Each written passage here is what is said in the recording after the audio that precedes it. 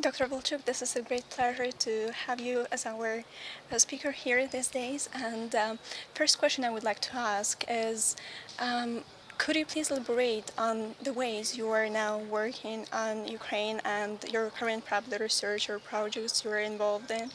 And your optimism or pessimism, what you see.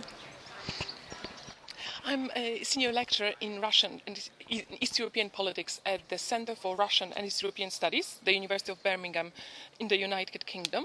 And I've been researching Ukraine for over a decade now, and currently I'm researching Ukraine's integration with the European Union, and especially domestic sources of basically driving Ukraine towards Europe or not.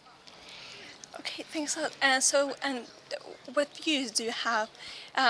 Is there room for pessimism or optimism in what's happening, now in Ukraine, especially, with domestic actors being involved?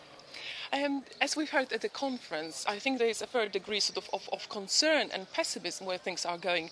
However, it's not the case with the European Union necessarily. This is because Ukraine is currently negotiating the association agreement, which is a very comprehensive and far-reaching contractual framework with the European Union, which would change qualitatively Ukraine's relations as such. So a lot of is happening in that respect, and it's almost taken outside sort of the political domain. It's much more legal, economic and institutional domain where Ukraine's relations with the European Union are developing very quickly.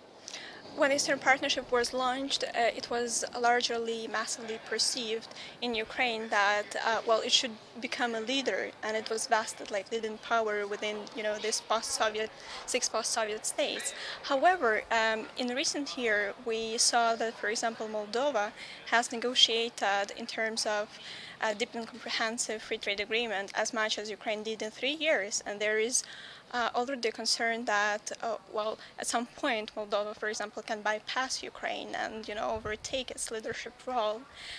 Do you think this is the case?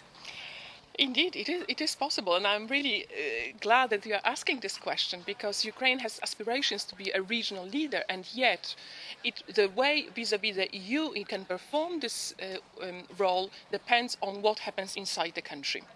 And from that point of view, Moldova, under the sort of new authorities, has started making sort of really comprehensive changes, however painful and costly they have been, whereas Ukraine has been much slower from that respect. So there is a chance for Ukraine to realign its foreign policy declarations, and it's actually what happens inside Ukraine as such. Okay, thank you so much. And the last part will be dedicated to, the generation of upcoming generation of politics and diplomats in Ukraine. It's not a secret that many students are now trying to get scholarships and to study abroad with the perspective of coming back to Ukraine and implementing this in our country of origin. However, we also know that recently government has started disapproving such initiatives and restricting the outflow of students abroad. How would you comment on that? Do you see education got overseas an important contribution to the development of the country, or you also deem it possible for Ukrainian students to stay within the country and get high-level education, which would bring the change? There are two aspects when it comes to dealing with this particular issue. First of all, educational mobility is one of the core fundamental aspects of European integration.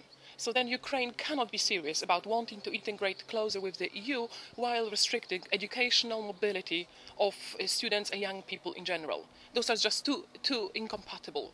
And the second issue is especially in Ukraine and other post-Soviet states, educational mobility is of pivotal importance. It is because higher education institutions, with few exceptions like the Kyiv Mohila Academy, largely fail the student generation as such.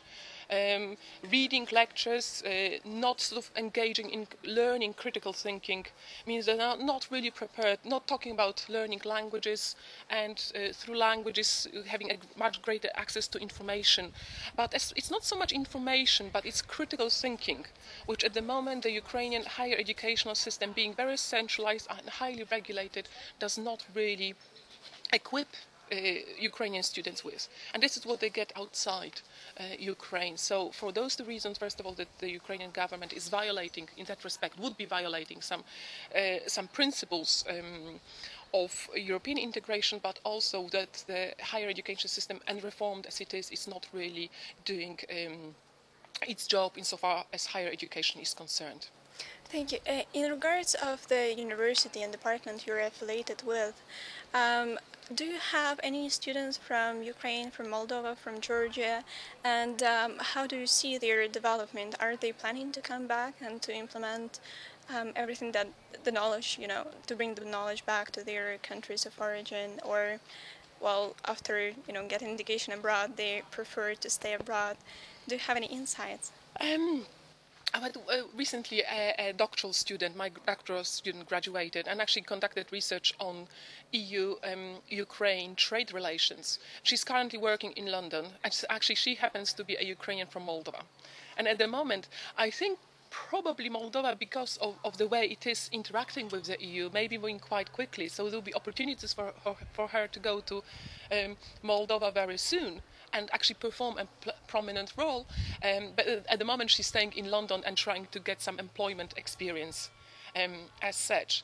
But my experience is a director of one of the most prominent Ukrainian think tanks said that for her own work, analytical work, she finds graduates from Western European universities best basically people to work with, because otherwise she finds it rather difficult to work with students who have not had such exposure to basically more independent, objective and critical engagement with the sources they study.